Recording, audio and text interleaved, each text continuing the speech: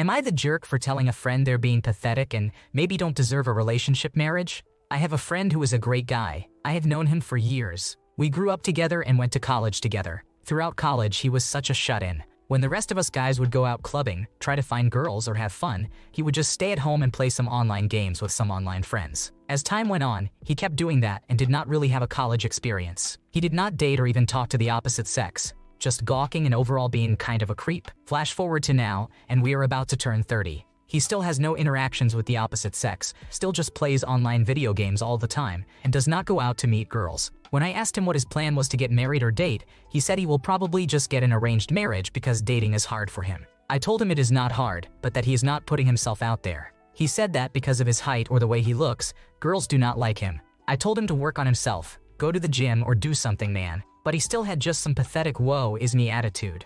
He also said how he wants kids, which I find super cringeworthy when a guy says that with no girlfriend or wife in the picture. I told him that maybe he does not deserve to have kids or be in a relationship, that maybe this is society's way of letting him know that unless he changes, it is a single life. He then got angry and said it is not his fault. He said that older girls now want a guy that will take them to Paris or something, and he is not that guy. He also refuses to date girls he cannot pick up. Granted, he is legitimately 5 feet 2 inches and weighs 90 pounds. He says he wants a hot young girl from India, to which again I said, bro, take what you can get, you are not a model yourself. Then he got mad and stormed off. Am I the jerk? I see this too much. An Asian guy blames the world for his lack of female attention, and then lets his parents find someone as a last resort. In my opinion, it is super pathetic. Mind you, I am also Indian, but this mindset is so cringeworthy, pathetic, and ultimately what leads to the weird Indian guy stereotype.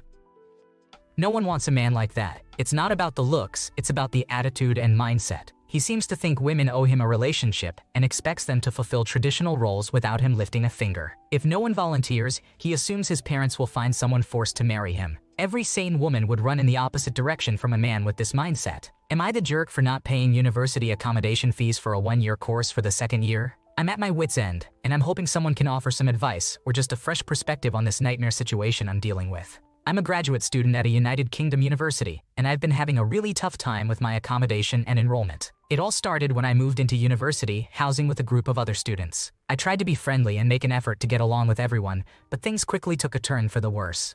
One of my flatmates, who claimed to be a personal assistant to some big-name Hollywood actors, such as Leonardo DiCaprio, suddenly decided he did not like me. We were all getting along fine, and then he just started reporting me to the wardens for all sorts of things I was not even doing. It was like he had a personal vendetta against me. He did not just stop at reporting me. He recruited the other flatmates to join in, and soon I was getting reported left and right for all sorts of bogus reasons. It was like they were trying to build a case against me or something. The worst part is, the university seemed to be believing all of it. I tried to resolve things through mediation, but it was a total joke. The other flatmates came in with these matching written statements that were clearly rehearsed, and the wardens just accepted everything they said. I felt like I was being railroaded. The situation kept escalating, and eventually I was deferred for a year, which had a huge impact on my studies. I was still charged for a full year of accommodation, even though I could not submit my coursework due to all the drama. Now, I am being charged for accommodation again, even though I am only just returning to complete my degree. This amounts to thousands of pounds. To make matters worse, the university is threatening to take me to court over unpaid fees. I am at a loss for what to do.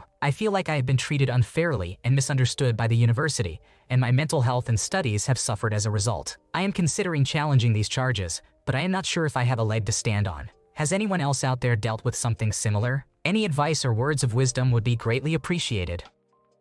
Wow, that sounds like an incredibly tough situation. It's hard to believe that your flatmate would suddenly turn on you and recruit others to do the same. The fact that the university seems to be siding with them despite the bogus claims is just mind-boggling. Hopefully, someone here can offer some solid advice on how to challenge those unfair charges and get your life back on track. Am I the jerk for still talking to a friend even though my friend likes them?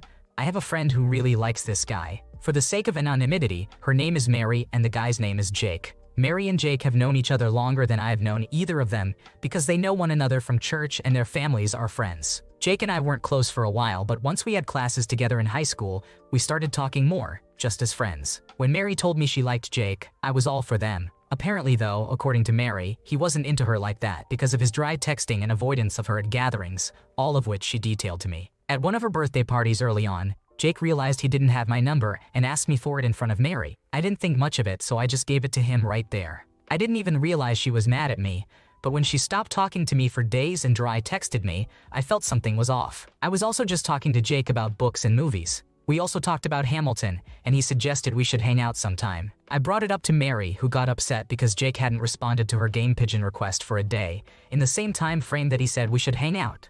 Then Mary got upset when I started just hanging out and talking casually with Jake. Sometimes she called me just to ask me to text Jake to see if he was actually busy or avoiding her. I didn't like playing around with him like that, and I told her so, but I buckled down to her insistency. She got mad at me once when I told her I got off a call with Jake that was about an hour long and had just seen I missed her call. She asked me what I even talked to him about and how it was so easy for me to talk to him. I started replaying our conversation for her, but then she said I should start talking to him less to give him a chance to talk to someone else, saying I was hogging his time. When I said that he reached out to me and that there really was nothing going on between us, she got upset and called me toxic. Am I in the wrong? Am I not seeing something? Mary's upset because Jake asked for a friend's number at her birthday party and then started chatting with her friend instead. She even asked the friend to text Jake to see if he was avoiding her, which seems a bit much. The friend told Mary there was nothing going on, but Mary still called her toxic. It sounds like Mary needs to address her feelings with Jake directly instead of taking them out on her friend. Am I the jerk for leaving with my best friend after my girlfriend insulted them? I, 29-year-old male, have a girlfriend, Kathy, 26-year-old female, and a best friend, Ava, 28-year-old female. My girlfriend is really good friends with my best friend, and she's more than fine with our friendship. Ava and I have been best friends since we were kids. I grew up poor and she was rich, so she always made sure I ate and had a place to sleep. This girl is pretty much the reason I am where I am currently. Even though I've got a job now and try to offer to treat her, she insists on paying and won't let me pay her back. It's her thing. I gave up trying and I've seen her do this with our entire friend group, so we just take it as a fun quirk of hers. Kathy is pretty much the love of my life. I want to spend the rest of my life with her, so what I did was incredibly tough. The three of us and Ava's boyfriend had gone out to eat. Ava's boyfriend had to leave early, so he didn't pay. Ava said she was going to pay. In true Ava fashion, she went to the front desk under the pretext of going to the washroom and paid the bill. Obviously, I tried my "let me pay you back, why'd you pay" things, but she wouldn't hear it. Then, out of nowhere, my girlfriend accuses her of implying that she's poor. Kathy said, "Listen, I know you like to pay, but I'm a fucking adult. I don't need you to pay for my meals like I'm a child." Ava seemed shocked and apologized. I was shocked too, because Kathy doesn't ever act like this and has always been fine with Ava paying. I took her to the side and Kathy said, "I don't care if she's your best friend. She's making me look pathetic." She proceeded to insult her looks and her religion. I got angry because Ava was genuinely just a sweet person. I told her maybe she needed time to cool off and walked out with Ava. I called her an Uber and then drove back home myself. When Kathy came home, we fought because I left with her. Honestly, I don't know what's going on. Am I the asshole? Please help me on how to avoid such situations in the future. You are not the cause of this issue. It sounds like Kathy might have deeper issues with Ava than just her spending habits. Sit down with Kathy and have a heart-to-heart to understand where she's coming from. Encourage her to express her concerns respectfully and acknowledge that Ava's actions come from a place of kindness, not malice. Am I the jerk? I need help with deciding on whether it's me that's wrong or him. Hi everyone, I'm currently in a situation that is causing me a lot of stress, and I can't even think straight. I got into an argument with a man I am dating, and we are currently not on speaking terms. I am coming here to figure out whether I was wrong or he was wrong in the situation. I have been talking to this man for a month and a half. Things were good during the first month, but there was a time when something did not feel right. On our first date, we went to a baseball game together. I posted us at the game on my Instagram story, but he only posted himself at the game without including me or tagging me. It made me very uncomfortable, so I brought it to his attention. He told me he was not ready to post me because his son follows him on Instagram, and he has certain family members that he is not ready to publicize that he is talking to a new person. I respected that and we moved forward from it.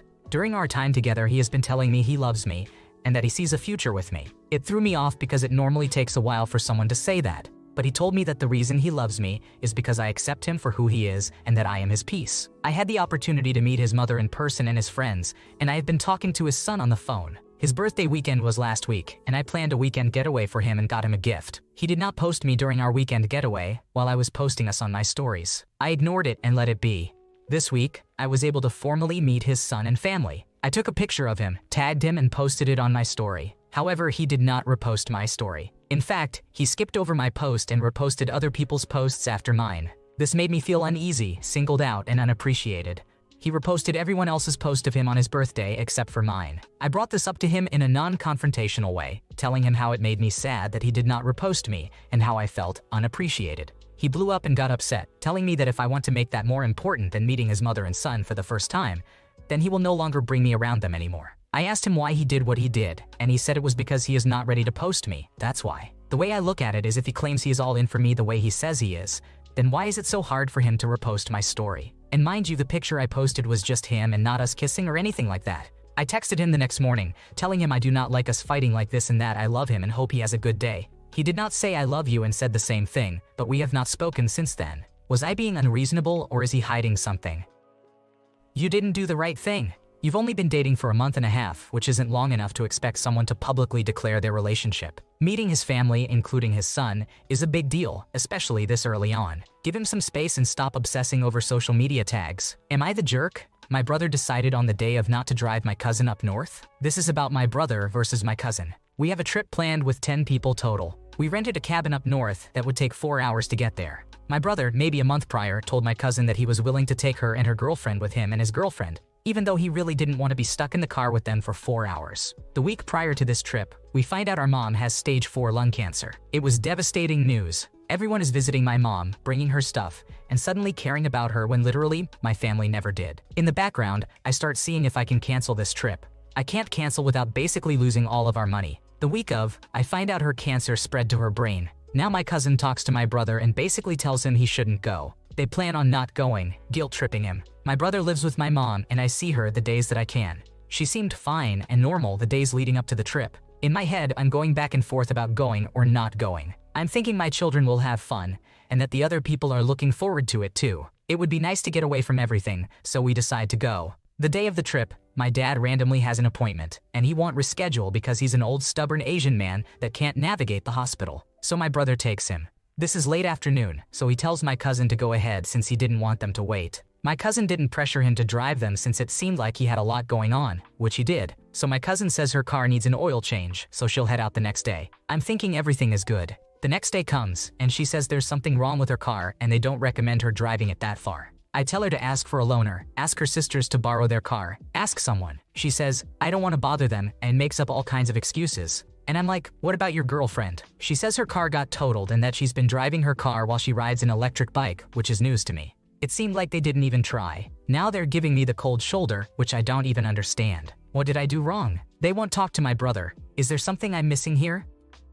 You are not the cause of this issue. Life happens, and if getting a loaner or rental is difficult on short notice, then that makes sense. Honestly, it seems like rescheduling or canceling the trip would have been a better option considering everything going on. Your brother has a lot of big family issues popping up right now, so it's understandable he couldn't make the trip or take the cousin. Doubling down and expecting them to make it through rain or storm is just unfeasible. Thanks for watching. When you subscribe, make sure to hit the bell to turn on notifications so you never miss a video. To finish listening to all the stories, check out the playlist in the description.